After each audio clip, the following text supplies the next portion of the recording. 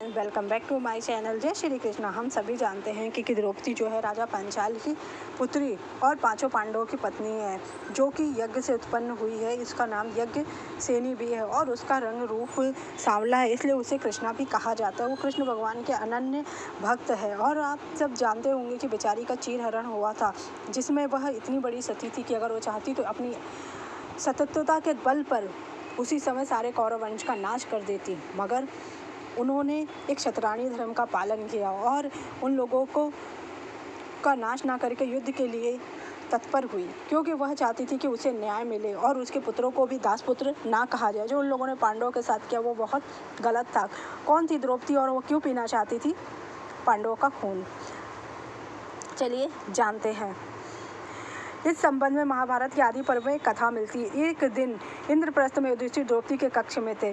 भीम उधर से गुजर रहे थे। अचानक उनकी निगाह खिड़की से कक्ष की ओर पड़ गई। उन्होंने देखा बड़े भैया द्रौपदी के पांव दबा रहे हैं और द्रौपदी पलंग पर खप्पर लिए बैठी और बड़े ही क्रोध से युधिष्ठिर को देख रही है। बीच बीच में कह रही है कि मैं तो सबको खा जाऊंगी, रक्त पीऊंगी। भीम इन्हें यह सब देख कर क्रोधित थे और कुछ समझ नहीं पाए। उन्हें कृष्ण का ध्यान आया और उनकी माया वह पहले भी जानते थे, पर कभी समझ नहीं पाए थे। भीम ने श्री कृष्ण का ध्यान किया तो श्री कृष्ण सामने आ गए। भीम ने कहा कि अर्जुन तुमसे बहुत सवाल करते हैं। मैं आयु में तुमसे और अर्जुन दोनों से बड़ा, इसलिए आज मैं तुमसे कुछ पूछना चाहता। कृष्ण ने कहा पूछिए, क्या पूछना चाहते हैं भैया? भीम ने कहा तुम्हारी माया क्या है, मुझे भी देखनी दिखाओ। इस पर श्री कृष्ण कहते हैं कि अच्छा, आज की रात आप चुपचाप वन में चले जाइए और तालाब के किनारे एक वृक्ष है, उस पर बैठ जाइए। भीम ने ऐसा ही किया। उधर रात गहरी हुई और अचानक ही वहां प्रकाश फूटा और सरोवर के किनारे कई सिंहासन लग गए। थोड़ी देर में इंद्र, मारुति आदि देवता और योग योगिनियां भी प्रकट हुई।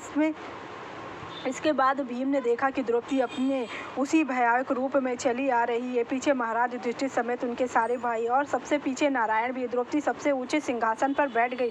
युधिष्ठिर ने फिर से क्षमा मांगते हुए अभय दान मांगा तो द्रौपदी क्रोध में फुटकार के कहने लगी। भीम ने देखा कि क्रोधित हुई द्रौपदी का रंग काला पड़ने लगा और वह धीरे धीरे काली मां में बदल गई। अब वहां जो भी योगिनियां उपस्थित थी वह सब रक्तदेही कहने लगी और छप्पड़ फटकारने लगी।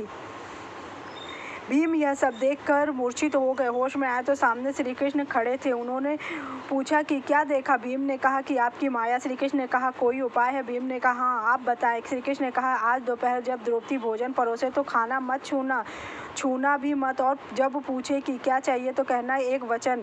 भोजन परोसते हुए द्रौपदी मना नहीं करेगी।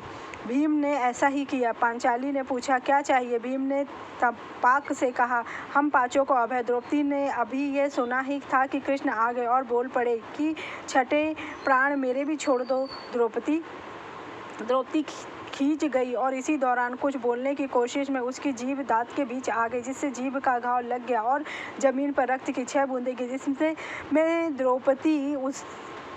द्रौपदी सावधान हो गई और अन्य बूंदें गिरने से बचा लिया। फिर उसने कहा ठीक है सावधान माधव, जैसा आप कह रहे हैं ऐसा ही करते ही हूँ। पांडव और कृष्ण को अभय दान मिल गया। महाभारत युद्ध में यही योद्धा जीवित बचे, बाकी सब मारे गए। फिर श्राप झेलने लगे। युद्ध में अर्जुन नारायण का निमित्त बना, नारायण काली के लिए माध्यम बनी और काली का काल रात्रि अवतार महाभारत में खप्पर भर भर कर रक्त पीता रहा। द्रौपदी असल में कौन थी, इसकी वानगी हमें बाद में मिलती है, जब वह दुशासन की छाती के लहू से बाल धोती। और द्रौपदी के रूप में माता काली ने ही अवतार लिया था, ताकि कृष्ण भगवान के साथ मिलकर वह धर्म की स्थापना कर सके और कौरवों का नाश कर सके, क्योंकि कौरवों ने ही अधर्म के निमित्त ही किसी को कुछ भी नहीं समझते थे और वह कुछ ना कुछ ऐसी चीजें कर देते थे कि जिससे कि पांडवों का अहित हो सके। द्रौपदी उन सबके लिए न्याय का रूप बनी और समस्त नारी जाति के लिए न्याय के लिए वह लड़ी, क्योंकि कभी भी कोई भी पुरुष किसी नारी के ऊपर इतना बड़ा अत्याचार करने से पहले 100 बार सोचे